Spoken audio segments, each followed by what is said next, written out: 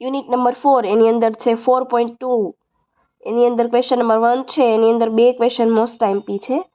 તો જોઈએ સમીકરણના ઉકેલ અવયવીકરણની રીતે મેળવો અવયવીકરણ આપણે અવયવ પાડતા હતા અવયવીકરણની રીતે એ રીતે દાખલો ગણવાનો છે ચલો અહીંયા x² નો સહગુણક 2 છે અહીંયા અચળ પદ 6 છે બંનેનો ગુણાકાર કરો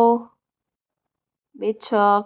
12 12 ના એવા ભાગ પાડવાનો છે મારે 1 જવાબ જોઈએ તમને ખબર જ છે 4 તેરી 12 આ ભાગ પાડું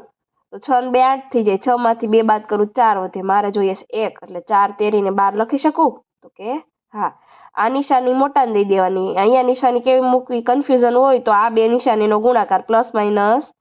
માઇનસ આની પાછળ x છે તો આની બેની પાછળ એ x લાગશે ઓકે ચલો પેલું પદ એમનો plus 4x minus 3x minus 6 બરાબર 0 હવે તમારે શું કરવાનું છે તો કે બે બેની પેર પાડી દેવાની છે ના ખ્યાલ આવે ને તો તમે લાંબી એક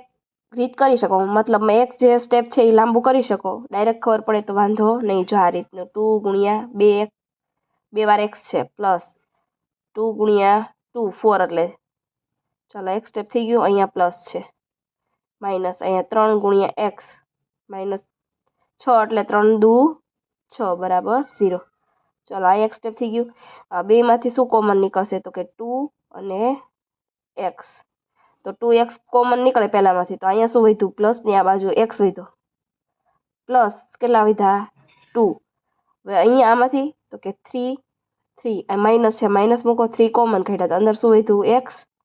હવે જો નિશાની માઇનસ જ્યારે કોમન નીકળે ત્યારે અંદર માઇનસ હોય પ્લસ થઈ જાય પ્લસ હોય તો માઇનસ તો અહીં માઇનસ છે કેવું થઈ જશે પ્લસ અહીંયા કેટલા વિધા 2 બરાબર 0 ચલો બે કાઉન્સ સેમ આવી ગયા છે લખી નાખો x પ્લસ 2 બીજું 2x માઇનસ 3 બરાબર 0 ચલો x પ્લસ 2 બરાબર 0 પ્લસ 2 છે ઓલી બાજુ જાય તો માઇનસ 2 તો આ છે તમારો જવાબ હજી 2x માઇનસ 3 બરાબર 0 ચલો માઇનસ 3 છે ઓલી બાજુ જશે તો પ્લસ 3 x ને કરતા બનાવો એની જે આગળ સંખ્યા હોય એને ક્યાં ગુણાકારમાં ભાંગાકારમાં હોય તો ગુણાકારમાં છે ક્યાં જશે ભાંગાકારમાં x બરાબર 3/2 આ છે તમારો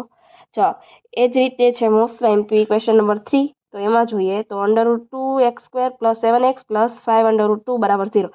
તમને એમ ક્વેશ્ચન થતો હશે કે √2 વાળો તો અત્યાર સુધી આવ્યો નથી ની કઈ રીતે ગણવો સાવ સિમ્પલ છે અને આ બોર્ડની એક્ઝામની અંદર મોસ્ટ એમપી ક્વેશ્ચન છે એટલે ખાસ ધ્યાન આપવાનું તો અહીંયા અચળ સંખ્યા 5√2